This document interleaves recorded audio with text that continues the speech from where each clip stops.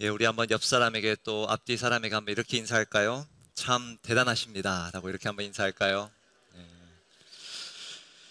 이 무더운 여름 속에 또 휴가철에 이렇게 기도하러 나오신 여러분들이 참 대단하십니다.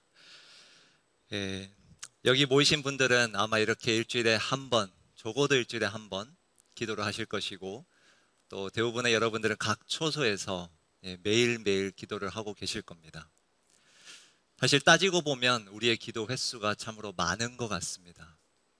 그런데 이런 질문 한번 우리가 오늘 이 시간 스스로에게 던져보면 좋겠어요.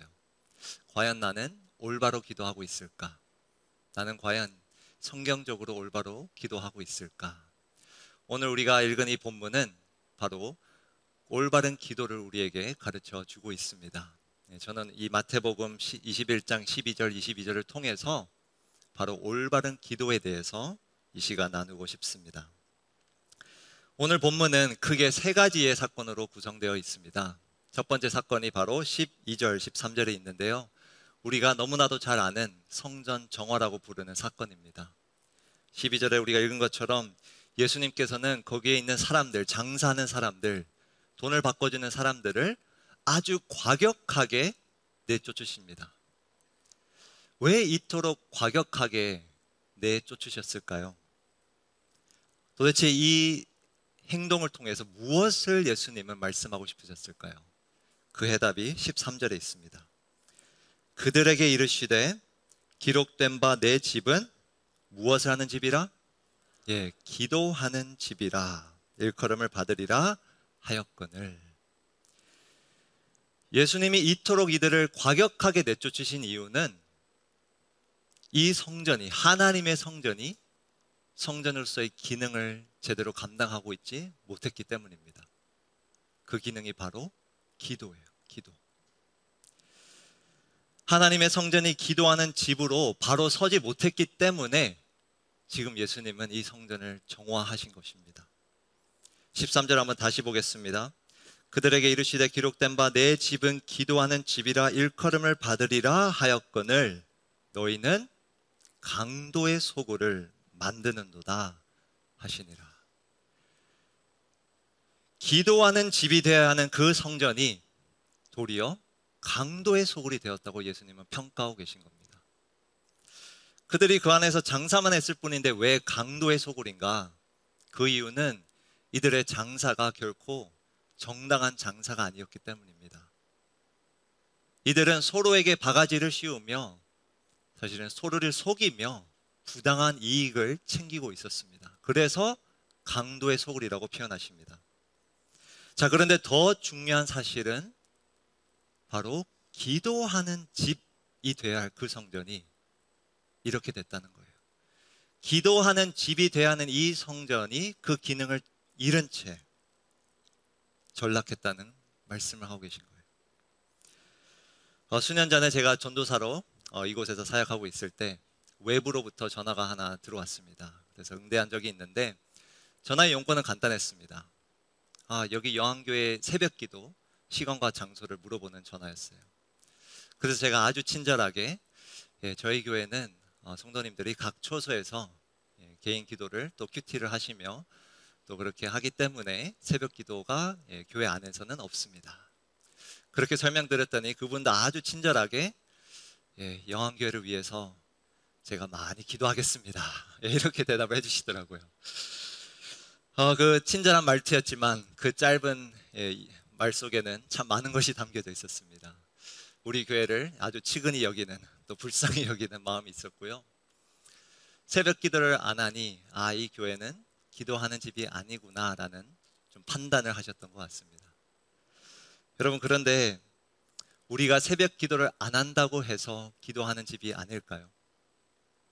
반대로 새벽 기도를 한다고 해서 기도하는 집이라고 단정할 수 있을까요? 2000년 전에 그 성전을 한번 생각해 보시면 기도하러 오는 사람들이 없었기 때문에 예수님이 기도하는 집이 아니라고 하신 것이 아닙니다. 수많은 사람들이 기도하러 왔어요.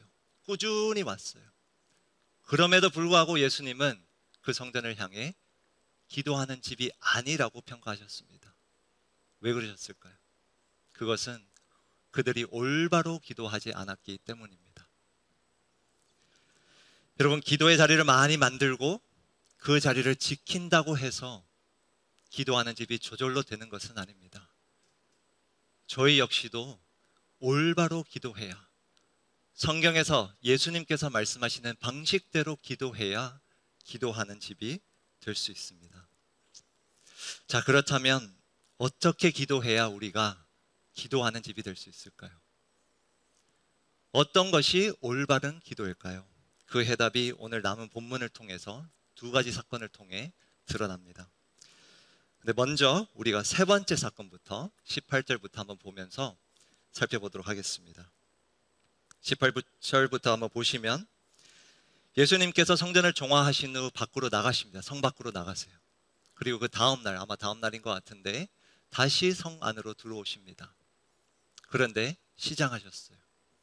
그래서 19절에 보니 무화과 나무에게 다가가셔서 열매를 구하러 가십니다. 그런데 잎사귀만 무성하고 그 안에는 열매가 없었던 거예요. 그래서 예수님께서 이렇게 저주하십니다. 19절 보시면 이제부터 영원토록 내가 열매를 맺지 못하리라 하시니 무화과 나무가 곧 마른지라. 여러분, 조금 전 그 성전 정화, 성전을 내쫓으신 그 행동도 과격했지만 이 저주는 사실 더더욱 센 저주입니다. 영원토록 열매를 맺지 못하리라. 근데 더 놀라운 사실은 그 말씀을 하신 직후에 그 나무가 곧 말랐다는 사실입니다. 곧 마른지라. 이를 본 제자들이 20절에 그래서 이렇게 질문을 하는 거예요. 하반절부터 보시면 무화과 나무가 어찌하여 곧 말랐나이까? 어찌하여 곧 말랐나이까? 이 질문에 예수님은 대답을 하시며 기도의 아주 중요한 핵심 한 가지를 가르쳐 주십니다. 21절 보시면 예수께서 대답하여 이르시되 내가 진실로 너에게 이르노니 만일 너희가 무엇이 있고요? 네, 믿음이 있고 의심하지 아니하면. 그리고 22절을 보시면 너희가 기도할 때에 무엇이든지 믿고 구하는 것은 다 받으리라. 예수님은 이 두 구절을 통해서 기도의 아주 중요한 한 가지, 바로 믿음에 대해서 가르쳐 주고 계십니다. 믿음. 저희의 눈은 당연히 이 각 구절의 하반절에 있습니다. 다 받으리라. 그리고 놀라운 일을 할 수 있다. 여기에 주목하게 되지만 예수님의 가르침의 핵심은 바로 믿음에 있어요. 믿음. 자, 그런데 어떤 믿음을 지금 가르쳐 주고 계실까요?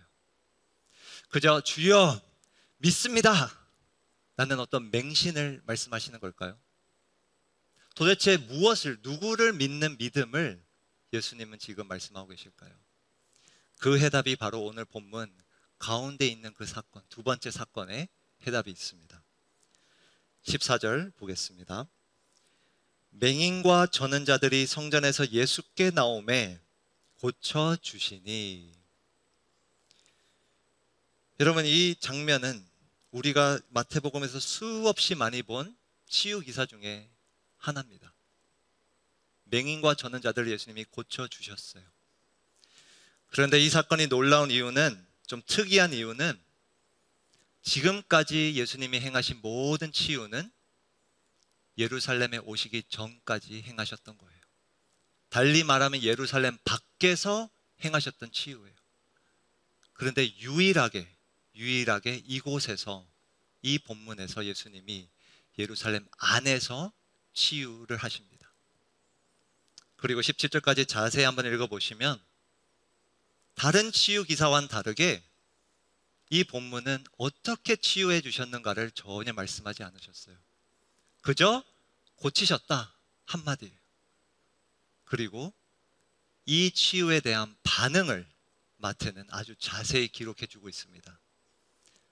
그 반응을 한번 보시면 15절부터 대제사장들과 서기관들이 예수께서 하시는 이상한 일과 또 성전에서 소리질러 호산나 다윗의 자손이여 하는 어린이들을 보고 노하여. 예수님이 치유하는 모습을 보고 한 무리는 예수님에게 호산나 다윗의 자손이여 라고 소리를 지릅니다. 그런데 다른 무리는 그 소리 지르는 모습을 보고 도리어 노합니다. 그들이 바로 대제사장들과 서기관들이에요. 어린이들은 예수님을 보고 지금 소리를 지르고 있는데 이 종교 지도자들은 도리어 분노하고 있습니다. 그러면서 16절에 이들은 이렇게 따져요. 예수님께. 예수께 말하되 그들이 하는 말을 듣느냐? 예수님 지금 이 소리를 듣고 있습니까? 왜 가만히 있습니까? 그저 듣기만 할 것입니까? 따지는 거예요. 이에 대해 예수님께서는 이렇게 대답하세요. 예수님은 시편 8장의 말씀을 인용하시며 그렇다. 어린아기와 젖먹이들의 입에서 나오는 무엇을 온전하게 하셨나이다? 찬미를 온전하게 하셨나이다. 함을 너희가 읽어본 일이 없느냐 하시고, 예수님은 지금 구약에서 하나님을 찬양하는, 찬미하는 그 장면을 통해서 지금 이 아이들이 그러하고 있다라고 이야기하시는 거예요.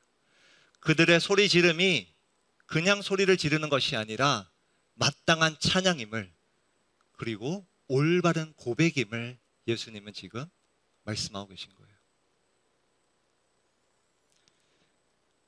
지금 이 아이들은 예수님을 호산나 다윗의 자손이여 라고 마땅히 예수님을 인식하며 고백하고 있다는 것을 예수님이 말씀하고 계신 거예요.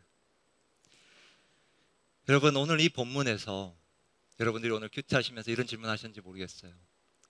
왜 이 치유 사건이 갑자기 있을까? 왜 기도라는 이 두 가지 사건 사이에 이 사건이 있을까라는 질문입니다. 도대체 이것은 우리에게 무엇을 가르쳐주고 있을까라는 질문이에요. 여러분, 우리가 기도할 때 예수님의 말씀처럼 믿음으로 기도를 해야 하는데 이 사건은 무엇을 가르쳐주는가? 구체적으로 우리는 예수님을 올바로 인식하는 믿음으로 기도해야 된다라는 사실을 알려주고 있어요. 그냥 맹신이 아니라 그저 믿습니다가 아니라 예수님을 올바로 인식하는, 이 아이들과 같이 예수님을 올바로 인식하는 믿음으로 기도하라고 가르쳐주고 있어요. 방금 본 것처럼 이 치유 기사에 대해서 두 가지 반응이 있었어요. 한 무리는 그 치유하시는 예수님을 보고 다윗의 자손이라고 예수님을 고백하는 거예요. 예수님은 그리스도시구나, 예수님은 하나님이시구나, 왕이시구나 라고 고백하는 반면에 다른 무리는 거기에 대해 분노하고 있어요. 왜? 이들은 그 예수님을 그렇게 바라보지 않았기 때문에, 그리스도로, 왕으로, 하나님으로 인식하지 않았기 때문에 이렇게 반응했던 것입니다. 근데 더 놀라운 사실은 이런 종교 지도자들만 예수님을 올바로 인식하지 못한 것이 아니었습니다. 20절을 한번 다시 보시면 제자들이 보고 이상히 여겨. 여러분, 그냥 읽고 지나가면 당연히 제자들이 너무 놀라운 일이 방금 일어났는데 이렇게 이상히 여기는 것은 당연하다라고 생각할 수 있어요. 예수님이 말씀하신 직후에 그 말씀대로 그 나무가 말라 버려지는 그 모습을 보고 당연히 이상히 여겨야죠. 그러나 지금까지 마태복음 큐티를 해오신 여러분들은, 마태복음을 지금까지 읽은 독자들은 이 질문을 던져야 돼요. 왜 제자들은 아직도 여전히 이상히 여기고 있을까?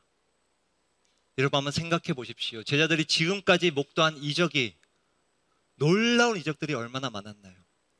수많은 사람들을 치유하시고 말씀 한마디로 광풍을 잠잠케 하시고 심지어 죽은 자도 살리셨는데 왜 이 장면을 보고 제자들은 아직도 이상히 여기고 있을까요? 그 이유는 이들이 종교 지도자들만큼은 아니겠지만 이 제자들 역시 아직도 온전히 예수님을 올바로 인식하지 못했기 때문입니다. 그래서 이들은 여전히 놀라워했고, 달리 말하면 여전히 예수님의 그 능력을 온전히 믿지 못했습니다.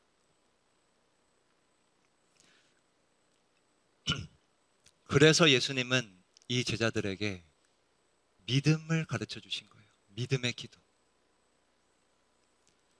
계속해서 가르치시며 21절 하반절을 보시면 이렇게 가르치셨어요. 너희가 믿음이 있고 의심하지 아니하면 이 무화과 나무에게 된 이런 일만 할 뿐만 아니라, 방금 일어난 이 일뿐만 아니라 이 산더러 들려 바다에 던져지라 하여도 될 것이요, 더 놀라운 일도 가능하다 말씀하세요. 자, 그런데 여러분, 이 표현 안에 매우 중요한 표현이 있습니다. 이 산더러 들려, 들려라는 이 동사와 바다에 던져지라 라는 이 동사, 이 두 가지의 동사는 다 수동태로 표현되어 있어요. 수동태로. 여러분, 여기에 우리가 주목을 해야 돼요. 놀라운 진리를 담고 있어요. 뭐냐면, 산을 들어 바다에 던지는 그 주체는 기도자가 아니라 하나님이라는 거예요. 기도자가 능력이 있어서가 아니라 하나님을, 기도자는 그저 그 하나님을 믿을 때에 산이 들려 바다에 던져진다는 거예요. 우리는 기도자로서 나에게 능력이 있어서가 아니라 기도자로서 해야 될 것은 능력의 하나님을, 왕 대신 예수님을 신뢰하며 믿으며 기도하는 것입니다. 그러할 때에 이런 일이 일어난다는 거예요. 오늘 본문은 예수님을 올바로 인식하는 믿음, 내 능력이 아닌 예수님의 능력을 믿는 믿음으로 기도하는 것을 가르쳐주고 있습니다.